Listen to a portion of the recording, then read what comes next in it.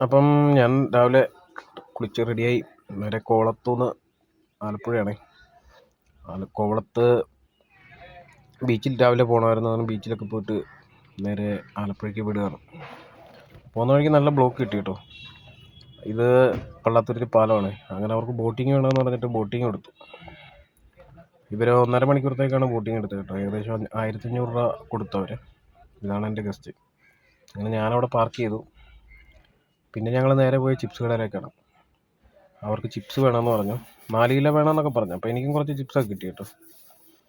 അങ്ങനെ നേരെ വന്നു, പാർക്കിംഗ് കയറ്റി. ഫുഡ് ഓർഡർ ചെയ്തിട്ടുണ്ടായിരുന്നു. ഫുഡ് വന്നു. ഫുഡ് കഴിച്ചിട്ട് രാവിലെ എയർപോർട്ട് ഡ്രോപ്പാണ്. ഇത് ഏകദേശം കൊച്ചി എടുക്കാറായി. അപ്പം എടപ്പള്ളി ആയപ്പം വിശന്നു. അപ്പം അഭിരാമി കയറി ഫുഡ് കഴിച്ചു. ഞാൻ ഇഡ്ഡലിയും വടയും ചായയാണ് കഴിച്ചത്. അങ്ങനെ ഇത് എടപ്പള്ളി മെട്രോ. അങ്ങനെ എയർപോർട്ട് എത്താറായി. അങ്ങനെ എയർപോർട്ട് എത്തി.